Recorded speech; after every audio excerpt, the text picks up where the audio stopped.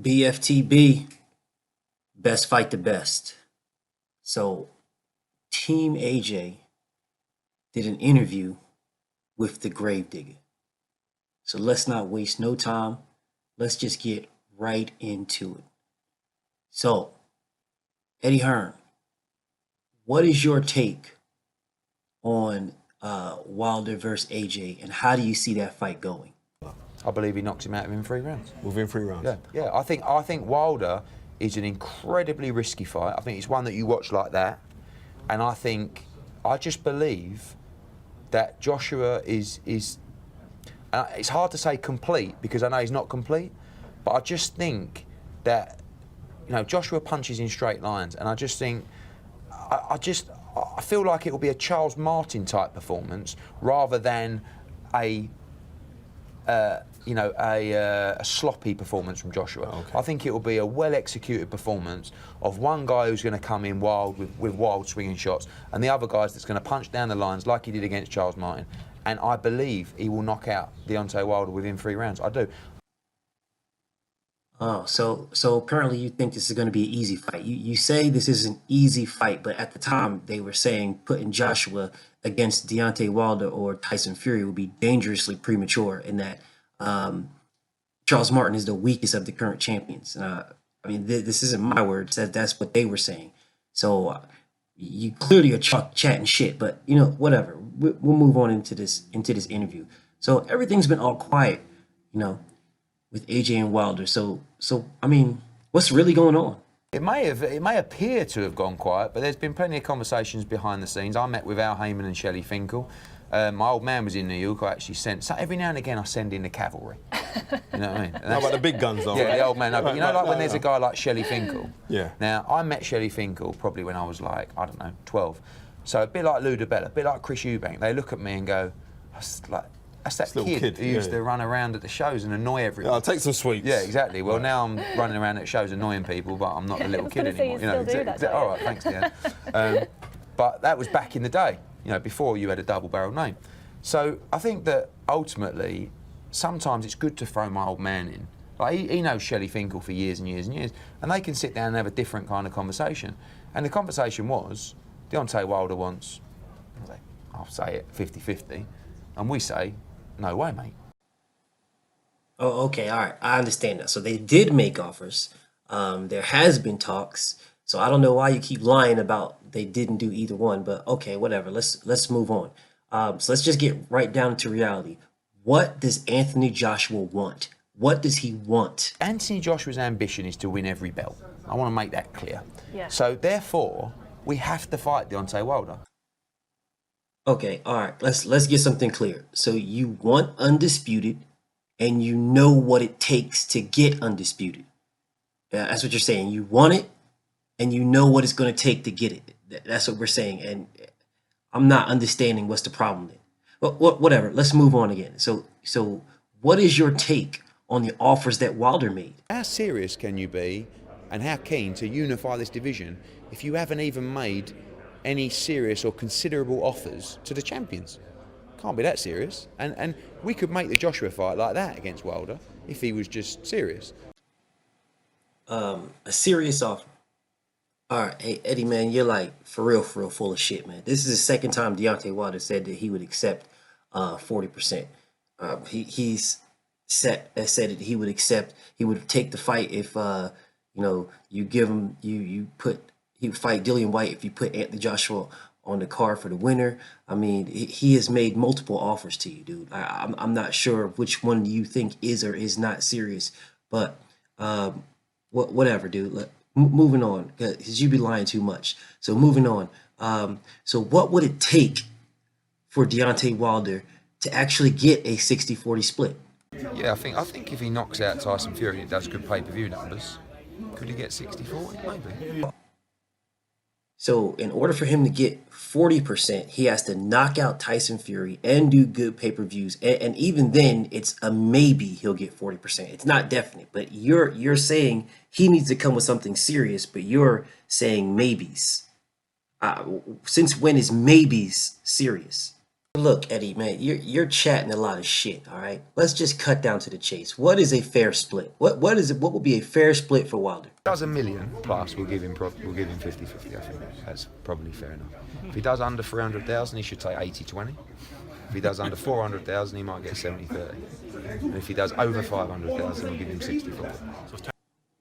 Wait, hold on. Time out, Eddie. Time out. Slow down. You said Deontay Wilder needs to do 1 million pay-per-view buys to get 50-50. Bro, you're not making any sense. Listen, I know you talk slick and you can you can seduce these UK weirdos who are, I don't know what the fuck is wrong with them. But let's just do the math because you're not making sense. So let's slow down and do the math and let's see if what you're talking about makes sense. Okay, 1 million pay-per-views in America is $75 per, right? That's $75 million or 58.2 million pounds, right? So Joshua's against Vladimir, that's his highest grossing fight. Well, that did $53 million or 41 million pounds. Brother, the math is not equaling up. Those numbers don't equal up. So how does Deontay Wilder have to make more?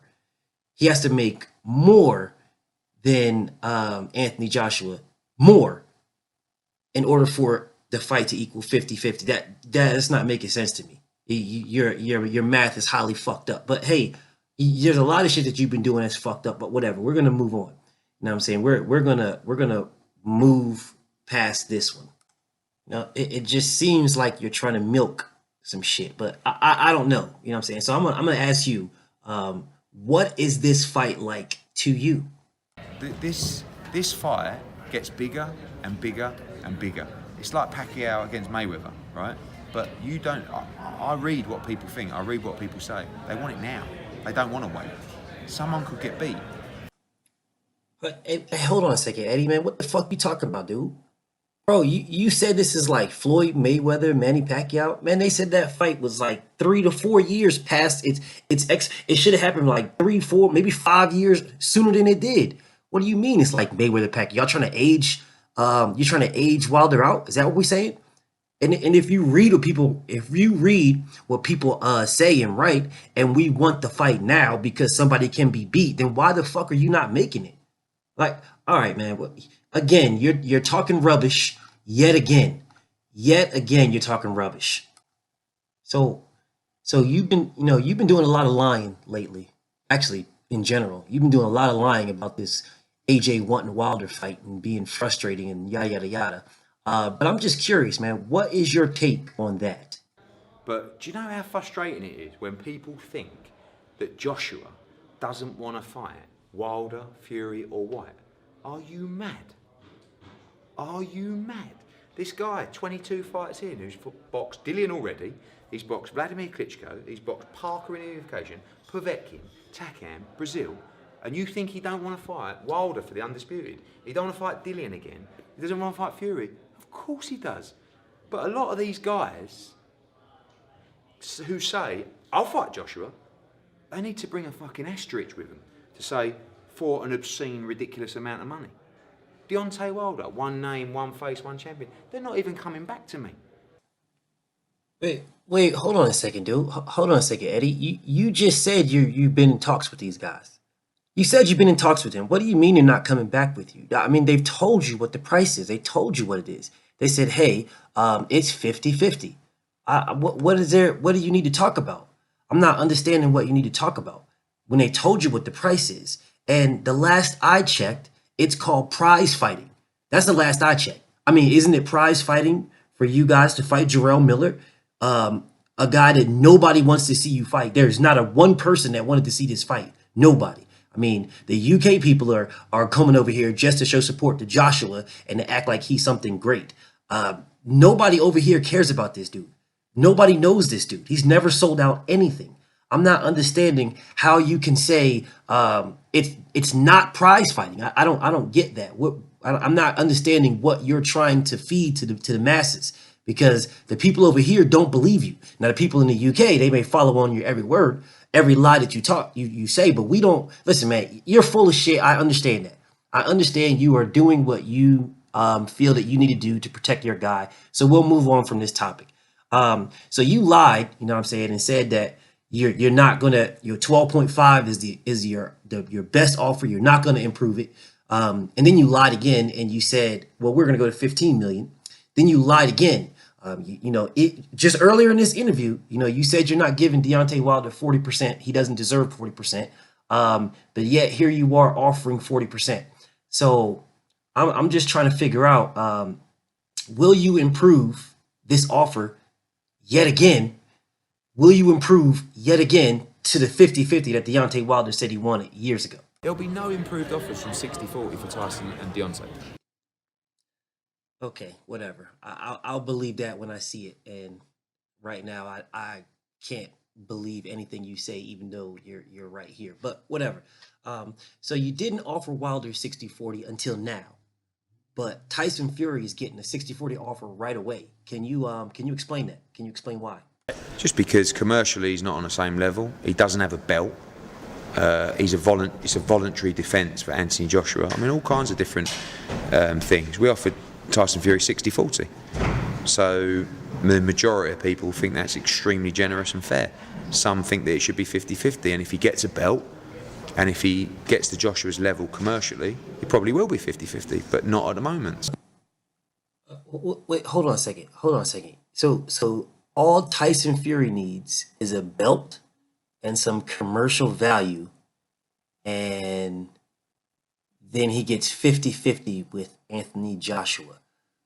But Deontay Wilder has been had a belt, and he's got commercial value already.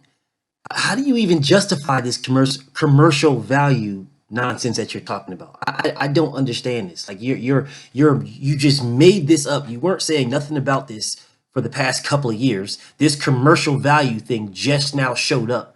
You know what I'm saying? It just now showed up. But mysteriously, all Tyson Fury needs to do is have a belt with some commercial value, whatever that means.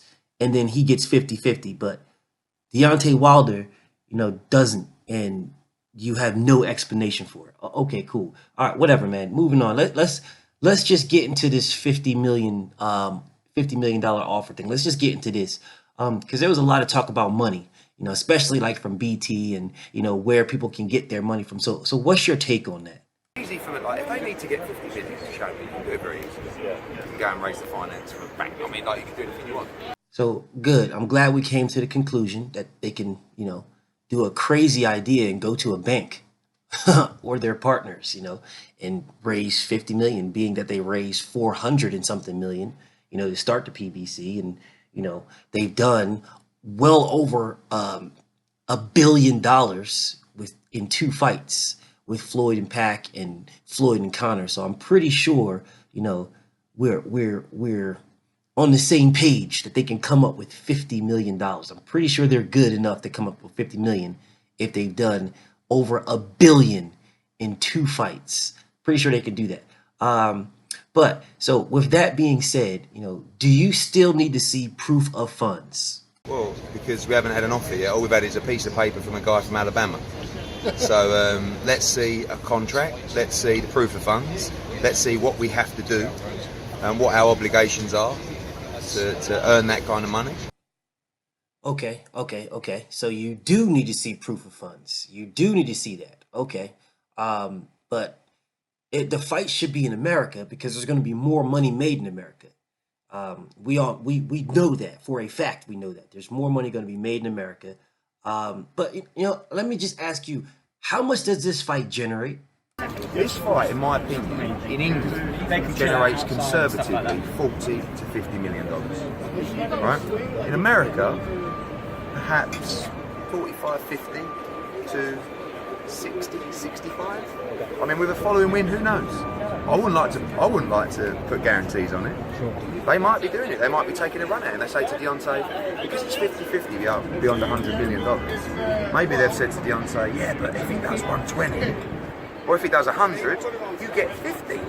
Won't do 100. So what if he does 55? What does Deontay get? 5? Bobby does 60. Does he get 10? No, they have to. What they have to do with Deontay is they have to give him a minimum guarantee and sell him the dream of the upside, which probably don't exist. Bro, come on, man. You're sitting here talking about Wilder's money. Why do you care about his money? You represent Joshua. That is your client. You know, you were worried about his best interest. Why are you even questioning what Wilder is making? Whatever, man. Listen, man, this type of stuff right here makes me, I don't believe you. I don't believe anything you say. But this type of stuff right here makes it, dude, do you need to see these proof of funds or not? Because, I mean, you just said you do. I just want to make sure, we're clear. Do you need to see them or not? No, I haven't seen proof of funds. I haven't asked to see proof of funds. I've just asked some very simple questions, which they've answered, to be fair to them. And we're talking, which is a good thing. There's regular communication, being kept out of the media, which is another good thing. So, yeah, the moment is positive. Bruh. Look, you did a lot of tap dancing and a lot of lying. You just can't stop lying, huh? You just can't stop. All right, well, look, let's just move past this, man. Tell the UK fuckboys how negotiations work. You know what I'm saying? I mean, you had no issue when you did it with Povetkin, so in the WBA. So at least tell them how it works. You need to know from both sides that terms have been agreed and this is done. You agree terms and then you send them the contracts, which we followed all the rules of WBA. People, that was 3 weeks ago. This is bullshit. Like, you know. So, thanks, Eddie. Thank you.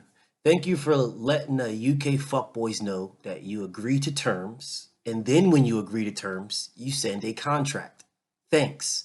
So in this letter that Shelly Finkel sent to you guys, it clearly says, you know as well as us how big fights are made. First, an offer is made, and if the offer is accepted, a contract will follow. I don't know how hard that is for these fucking weirdos.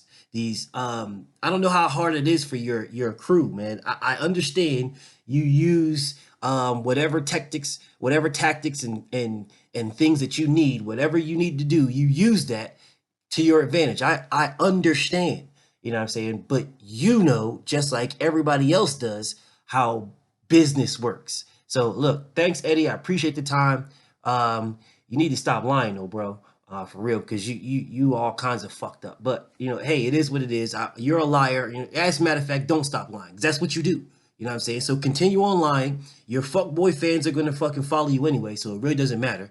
But again, thanks for the interview. Until next time. Fuck you, fuck you, fuck you.